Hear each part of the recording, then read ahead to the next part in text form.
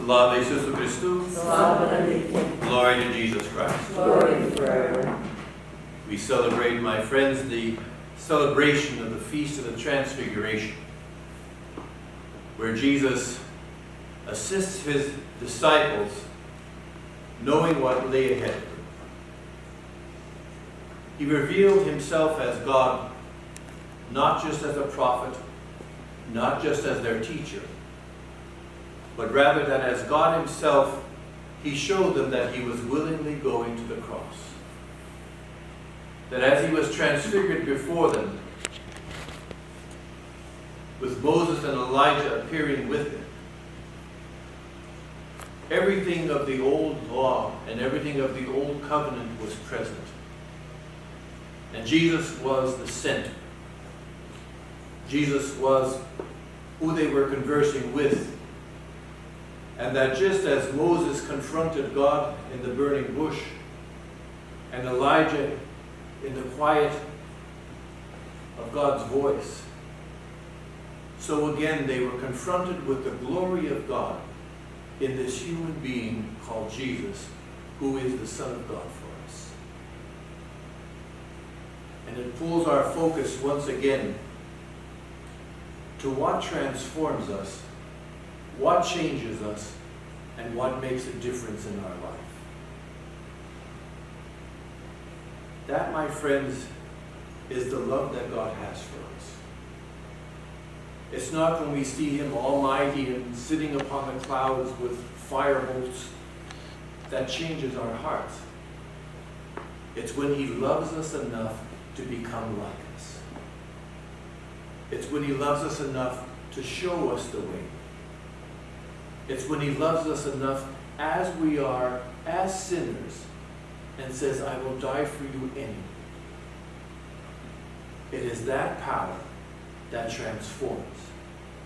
It is that power that touched the lives of the people that Jesus spoke to.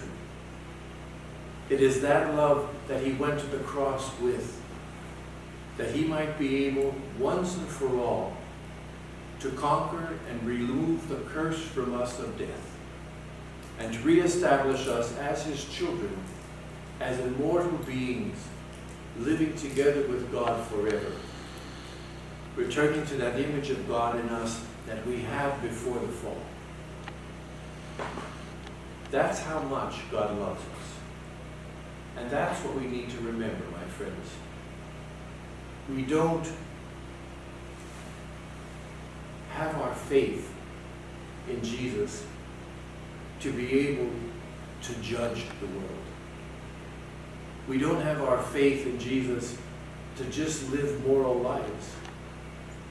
We do all of those things because they witness to his power in our lives to be able to change from being merely human to change to being divine like him.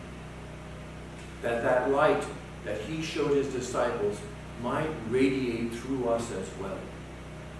That people may see his glory. That people may see how much his love made a difference in our own lives. As we go through these words of Jesus, we hear salvation history. How from the Old Testament to the New, God has revealed himself. But you know what? Each and every one of us here has our own salvation history with God. We could look back over our lives and see where he acted. We could look back over our lives and see where he loved us. We can see and look back through our lives how he revealed himself to us and showed us that he has the power to help us, to love us back, to be able to be for us that God that we need to be able to be the best that we can be. Our desire as human beings, my friends, is to be like God. And the only way we can do that is by embracing his Son, by believing in him, and allowing that love that he revealed so brightly to us to change us and to enable us to be like him. May he be with us.